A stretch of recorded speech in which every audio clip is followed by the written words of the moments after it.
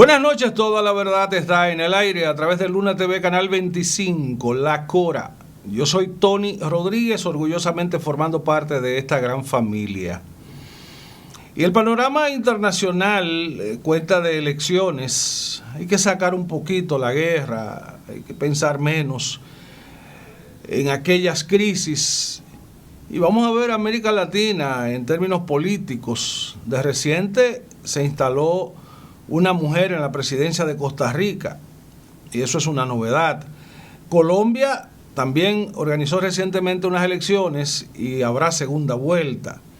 Y Perú, por el mismo plano, ha organizado unas elecciones, ya pasó la segunda vuelta y ahora, aunque se entiende que hay una ganadora, que a la cuarta fue la vencida de Keiko Fujimori, pero no será hasta mediados de julio cuando el Tribunal Electoral de Perú determine finalmente quién ganó las elecciones, Pedro Sánchez o Keiko Sofía Fujimori Iguchi. Esta dama, hija del expresidente peruano Alberto Fujimori gobernó 2 periodos, no pudo culminar el segundo, fue a una visita algo extraña a Japón. Él tiene o tenía descendencia o sangre peruana, ascendencia peruana, igual que Keiko Fujimori, igual que Susana Iguchi, la madre de la aparentemente escogida como presidenta del Perú, porque con un margen tan estrecho no es posible determinar finalmente y en este momento quién ha ganado estas elecciones, porque el patrón de esta dama, que fue candidata en el 2011, en el 2016, en el 2021 y ahora en el 2026, 4 veces ella fue la candidata con más votación. Pero unida la oposición en segunda vuelta, o el oficialismo en segunda vuelta, se producía un cambio de decisión del electorado. Bueno, pues esta vez parece ser que a Keiko Fujimori le favorece algo la votación en Perú y hay que esperar qué va a pasar, porque hay sectores de poder que no la quieren, que no la aceptan. Además, Perú es un país que está dividido entre el interior y la capital. Lima ha votado a favor de Keiko, pero las provincias del interior han votado a favor de Pedro Sánchez, o de Sánchez, y eso dice de un país que está con una profunda división entre lo que piensan los del interior y los que piensan los de la capital. Pero también la diáspora peruana votó a favor de Keiko Fujimori, que ahí es donde se entiende que está el pequeñísimo margen de votos que marca a favor en este momento. El hecho es que el panorama internacional presenta un algoritmo bastante interesante, sobre todo giros hacia la derecha, hacia la parte conservadora. Las tendencias de izquierda como que se están quedando un poquito dislocadas. Usted ve la reacción de Cuba en este momento con un bajo perfil por lo que pueda pasar. En Nicaragua con un bajo perfil por lo que pueda pasar, pero Ignacio Lula da Silva sí le está dando un giro a Brasil, se le ha puesto en China a los Estados Unidos, porque ha creado una plataforma nueva para la rectoría del dinero plástico. O sea, la mayor parte del dinero circula a través de las tarjetas, y son las franquiciadoras internacionales como Visa, Mastercard, American Express las que controlan el mercado. Sin embargo, se ha creado una plataforma local en Brasil, un país con 203, 204 millones de habitantes, con una economía fuerte, la quinta, la sexta del planeta, y entonces Brasil es una realidad. Se ha alineado también en un bloque, el bloque del BRICS, que incluye, además de Brasil, a Rusia, a India, a China, a Sudáfrica. Ellos están planteando una moneda común, están planteando un modelo de negocios, dejando de lado a Estados Unidos. Y eso es parte del cambio a nivel global. Pero me estoy metiendo un poco en esa política strong. Vamos a ver a lo interno de la República Dominicana. ¿Qué está sucediendo aquí? Porque aquí también se está hablando de bloques y se está dando algo feo con lo de las encuestas. Después voy a hablar de eso. Pero lo de un posible bloque en contra de Leonel Fernández y de la Fuerza del Pueblo pudiera unir al PLD de Danilo Medina con el PRM de Luis Abinader. Y no piensen que es que Abinader va a ser candidato, no. Lo que pasa es que se están tejiendo fórmulas. Lo que pasa es que se están tejiendo acuerdos. Lo que pasa es que ahora todas las bisagras, todos esos pequeños partidos, todas esas siglas que están reconocidas por la Junta Central Electoral, están comenzando a armar el tablero para volver a negociar. Unos van a negociar con Leonel Fernández, otros van a negociar con Abinader y con Paliza. La cuestión es la tajada que cada uno va a lograr.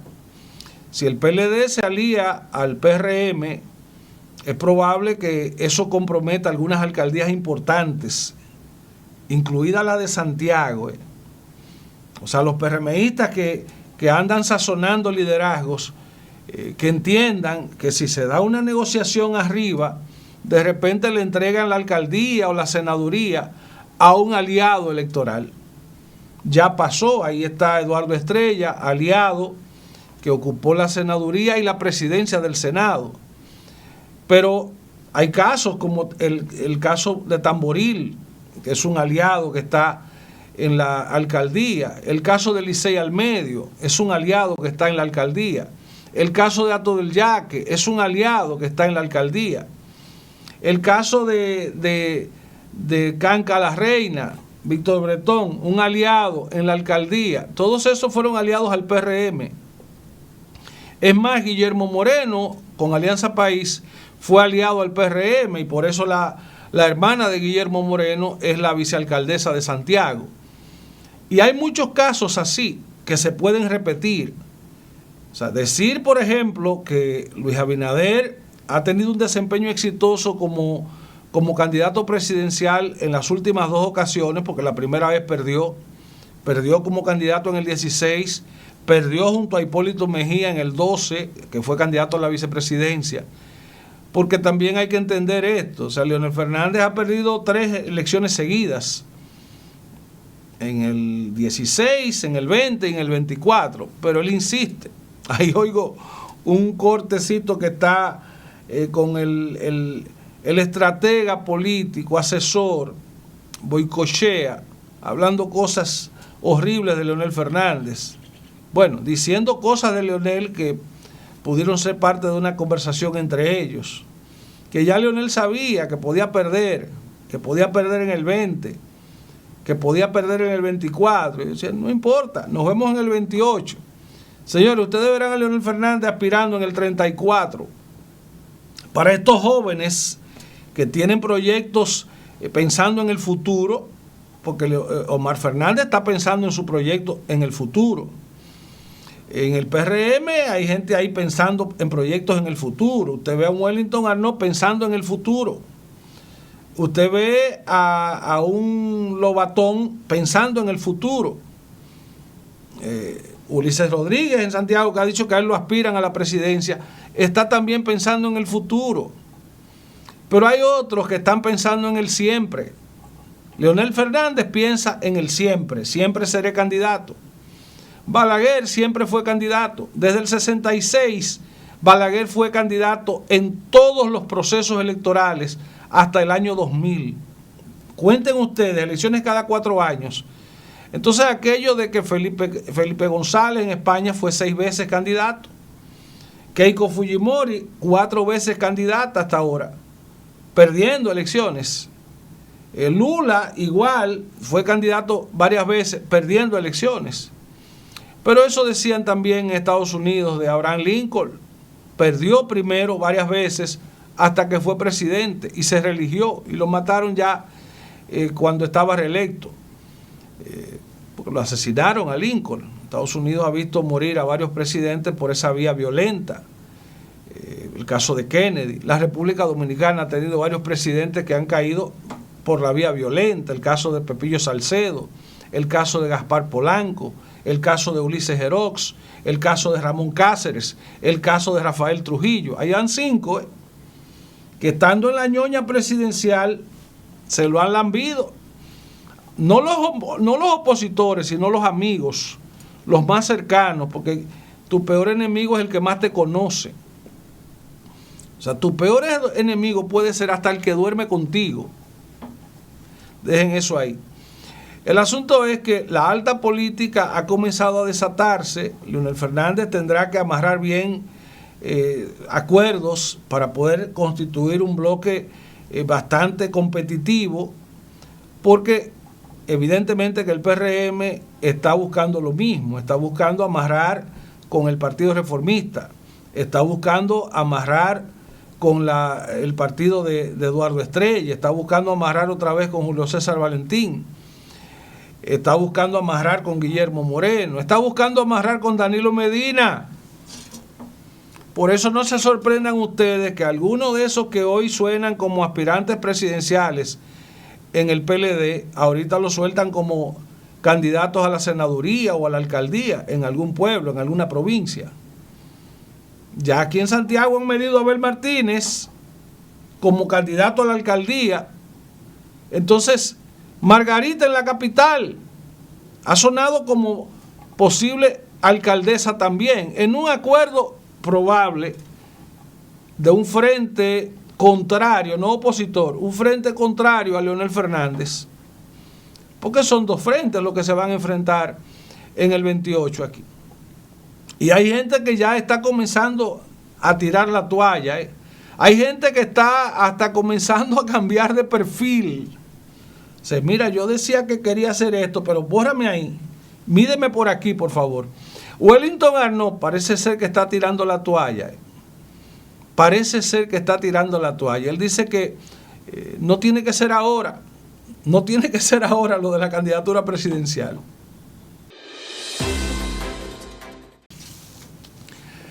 Ahora quiero hablarles un poco de gastronomía dominicana. Es un tema que me interesa mucho, aunque ese olor así que usted percibe cuando le pintan un picapollo, un mofongo. Yo disfruté por mucho tiempo en mi vida de reportero, cuando me tocaba patrullar de Bonao hasta Samaná, desde Santiago hasta Montecristi, Dajabón. Me tocó muchas veces comer así en el camino y conocer, disfrutar de la gastronomía criolla. Y miren que lo barato sabe mejor, porque a veces usted está pensando en un restaurante con alta etiqueta. No, hombre, váyase a Montecristi a comer chivo picante, váyase a Samaná a comer pescado con coco, o quédese en Moca o en Santiago comiendo mofongo, un mofongo con chicharroncitos de cerdo, o cómase un picapollo. A propósito, la historia del picapollo, una de ellas da cuenta de que en La Vega, una noche ya con el restaurante cerrado, había un chino que tenía un restaurante en La Vega, y Trujillo se paró en el camino, tenía hambre. Pero el chino está cerrando. Y el chino tuvo que abrir el negocio, tuvo que atender al jefe y prepárame algo para picar, que tengo hambre, que sea rápido y que sea bueno. Y el chino, bueno, puso a calentar el aceite. ¿Y qué le voy a preparar al jefe? Porque los chinos se aclimataron pronto. Los chinos llegaron antes de la mitad del siglo XX con el tema de la guerra interna en China, la persecución contra los chinos por parte de Mao Zedong, y después entonces unos se refugiaron en la isla Formosa, lo que es hoy Taiwán, que quedó como una China dividida, y otros se replegaron por el mundo. Muchos chinos llegaron al país, Trujillo los recibió, los acomodó en Bonao, los acomodó en Jima, en La Vega, y ellos comenzaron a sembrar arroz. Por eso dicen que eso lo saben hasta los chinos de Bonao. Esos chinos huyeron de China por política se refugiaron una parte aquí en el país, llegaron hasta Dajabón. Por eso usted ve arroz aquí, hasta en Sabana de la Mar. Ya el arroz se conocía tiempo antes, porque en Mao se produjo el primer experimento para cultivar arroz en el país, pero después de ahí, después del finquero Luis Bogar, vino la cultura del arroz de los chinos. Pero vamos al picapollo de nuevo. El chino le calentó el aceite al jefe y entonces ¿qué vamos a hacer? Vamos a freír el pollo, vamos a freír los plátanos ahí mismo, y entonces como el jefe lo que quiere es picar, vamos a ponerlo a picar pollo. Esa es la historia del picapollo, uno de los grandes platos de la gastronomía dominicana, que no solo lo hacen los chinos. Yo prefiero, porque confío más en un aceite quizás no tan reciclado, yo prefiero con un plátano más adornado, que me lo prepare una de esas cocineras criollas que aparecen por ahí. Es más, hay casos en que se fríe hasta en manteca, o el cerdo que se cocina en su propia grasa. Aquí hay muchas formas, porque la herencia africana que tiene la gastronomía dominicana, el cruce español, el cruce también con los libaneses, porque aquí comemos quipe, aquí comemos tipile, eso no es de España, eso es para allá, del mundo árabe. Pero aquí nosotros nos resistimos a comer la paella española. Yo veo a veces en un supermercado que ponen unos especiales de paella y la gente no está en eso. O sea, el dominicano no está en eso, pero el que ya ha viajado por Europa, el que conoce un poquito de aquello, bebe vinos europeos y se come una paella española, ¿por qué no? O se come un prosciutto italiano, ¿por qué no? El salami, que es una palabra italiana. Entonces, la cultura colonial matizada por los españoles y franceses colonialistas y los africanos esclavos, entonces vino el tema de la mezcla, porque aquí muchas de las palabras de los platos dominicanos, el mofongo es una palabra africana, mezcla eso ahí, carne con plátano. El mondongo es una palabra africana, mira, esa es la visera, eso es parte de los desperdicios de la red. No, el africano se lo comía. Vamos a hacer un locrio. Un locrio es una mezcla. Aquí lo hacemos con salami, con salsa, arroz. Pero es una mezcla. Porque los africanos lo que hacían era que toda la sobra que dejaban los blancos europeos se la mezclaban y ellos eso era lo que comían. Un sancocho de 7 carnes. La palabra sancocho es africana también. Es dominicano plato, pero fueron los africanos los que aprendieron a hacer el sancocho, esa mezcla de caldo con varias carnes. La carne que se comía el español y que después dejaba la sobra para que el esclavo las mezclara. Y hay más platos, más platos. En Cuba usted oye hablar del congrí. En Costa Rica usted oye hablar del gallo pinto. Son esas mezclas. Y es la misma historia, un poquito del colonialismo europeo y la esclavitud africana en América.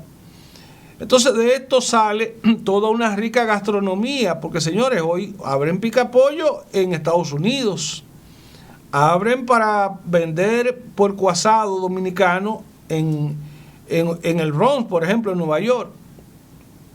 O sea, y el dominicano no esconde su gusto por un asopao, por un arroz con pollo, Esto no es hora para eso, diría usted.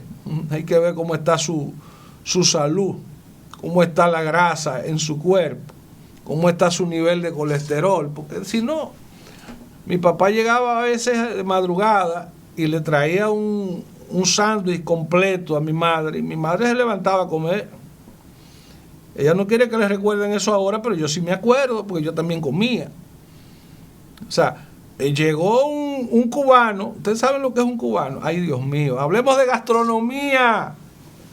El cubano es un sándwich de Cuba, pero que lo preparan muy bien aquí, porque tiene un poquito de ripiadito de carne de cerdo, con unas lonjas de jamón, de queso, con un pepinillo. Ay, Dios mío, yo lo iba a comprar, siendo niño, mi papá me mandaba al Hotel Mercedes, de lo que hoy es el museo, el centro del Banco de Reservas, el Hotel Mercedes, convertido en museo. Ahí había una cafetería que preparaban el cubano y el cubanito.